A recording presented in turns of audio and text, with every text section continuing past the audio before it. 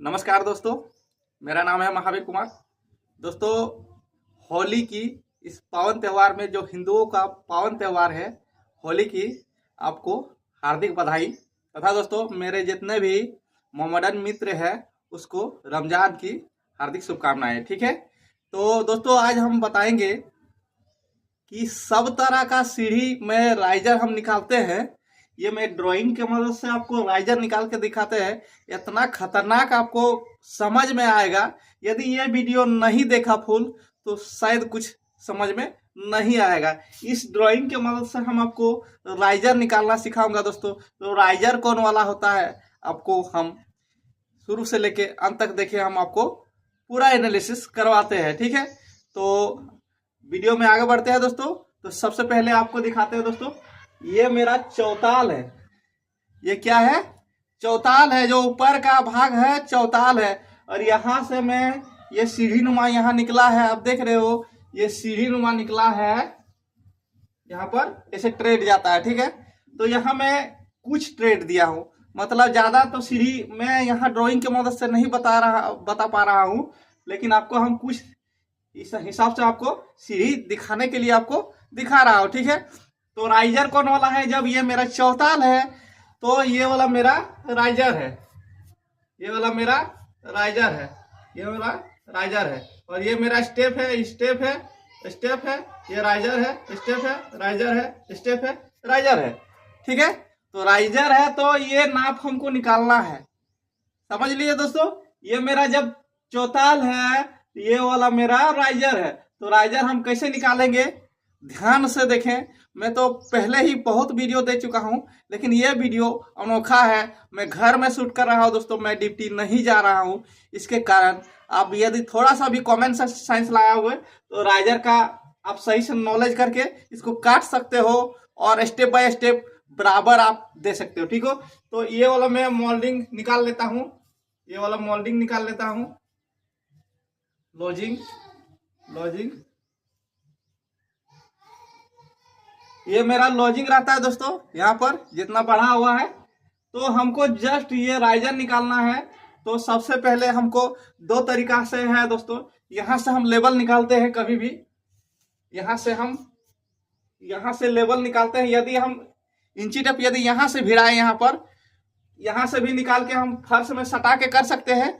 दूसरा तरीका है यहाँ से डायरेक्ट वाटर लेवल से मैं दीवार की ओर लूंगा। ठीक है, तो यहां से हम लेवल निकालेंगे और यहां से लेवल निकालेंगे, बराबर है बात, क्योंकि ये मेरा फर्श है, यहाँ पर मेरा सट जाता है। ठीक है, फर्श है, यहाँ सट जाता है। तो मान लीजिए दोस्तों 1 2 3 4 5 6 7 स्टेप में दिया हूं, लेकिन मैं इसको 7 स्टेप को गोली मारी है। हमको ज्यादा स्टेप, कम से कम 15 स्टेप एक चौताल में रहता है, 12 से लेके 15 स्टेप तक। ठीक है, पहला तल्ला जब हम चढ़ते हैं चौताल तक 12 से लेके 15 स्टेप तक रहता है। जैसा जगह होता है उसके अनुसार होता है। तो मैक्सिमम कितना रहता है? 6 इंची रहता है। मिनिमम आपका 4-5 इंची का राइजर बना रहता है। ठीक है, तो हम इस राइजर को निकालेंगे, कैसे हम काट सकते हैं, बने रहे वीडियो में आपको दिखाते हैं। तो सबसे पहले मैं इसको, ये वाला माध्यम हम आपको दिखाएंगे, ये माध्यम हम दूसरा दिन हम दिखाएंगे आपको। तो एक ही दिन में आपको समझ में नहीं आएगा। यदि आपको कुछ नहीं करना, यदि हम यहाँ से लेवल नहीं लिए, यहाँ से यदि फीता भिड़ा के, आप चौताल से फीता भिड़ा के नीचे यदि मेरा यहाँ मान लीजिए 85 इंची है, 85 इंची मेरा यहाँ है, और मैं यहाँ पर ये मेरा 7 स्टेप यहाँ लिखा हो। लेकिन दोस्तों 7 हमको नहीं करना है कि 12-13 स्टेप आता है। तो चलिए हम आपको दिखाते हैं 12 स्टेप का। तो 12 स्टेप हम मान लीजिए ये 7 स्टेप है, लेकिन इसको हम 12 स्टेप में करेंगे। ठीक है, तो ये मेरा 85 इंची में आ गया, यहाँ पर मेरा मान लीजिए 12 स्टेप है।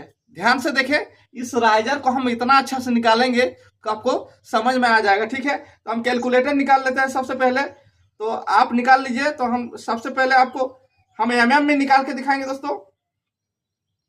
mm में तो 85 को हम यदि mm में यदि निकालोगे तो 85 इंची है, तो इसको गुणा करना पड़ेगा 25 से, 25 से गुना करने पड़ेगा। ठीक है, तो 85 को हम करते हैं 85 इंटू 25 इक्वल टू 2125 मेरा यहां तक आ रहा है। और यदि दोस्तों 2125 mm मेरा यहाँ तक आ रहा है, चौताल से लेके जमीन तक, मान लीजिए ये चौताल है, ऐसे ही आता है ना चौताल, तो इस टाइप का यदि जमीन तक ही मेरा आता है 2125 इंची, तो ये मेरा मान लीजिए 14 स्टेप है।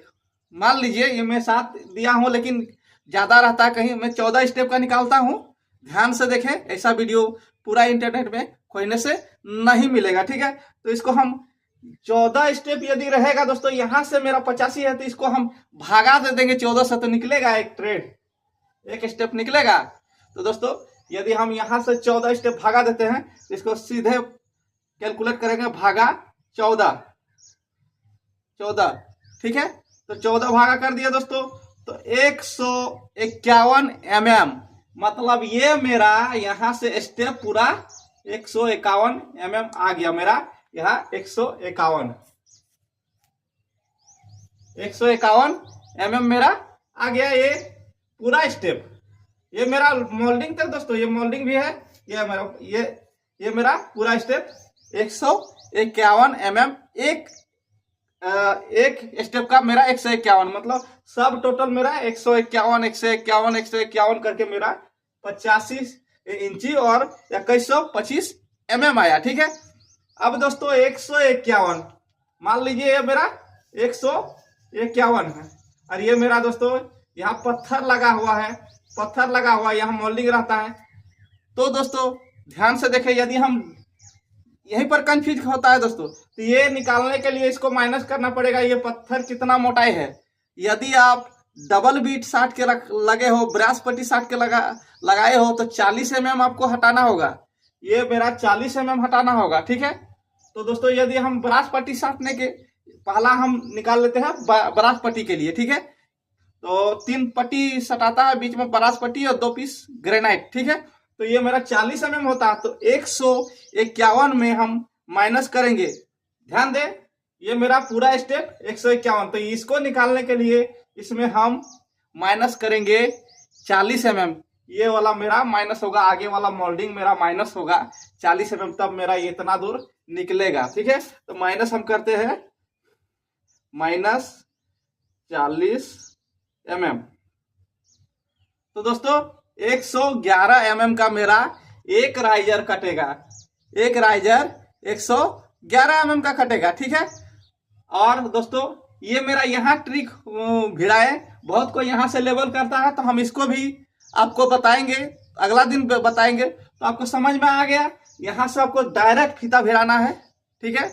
लेकिन हाँ दोस्तों, यहाँ पर आपको यदि आप यहाँ पर जैसे लेवल करते हो, यहाँ से डायरेक्ट फीता, यहाँ यदि चौताल लगाया हुआ होगा, चौताल नहीं लगाया होगा, तो जितना मोटा हम पत्थर देंगे, यदि ब्रास पट्टी लगा के देते हैं, तो यहाँ पर हमको 3 पत्थर रखना है, मसाला और ब्रास पट्टी, और 3 पत्थर ग्रेनाइट के टुकड़ी रख ले, और वहां से फीता भिड़ा के आपको एकदम फर्श में टाइल्स लगा हुआ हो, तब यहाँ तक आपको फीता भिड़ाना है। सोचिए इतना 151 mm, एक स्टेप का हम भागा किए तो 151 आया, और इसमें माइनस किए 40 mm।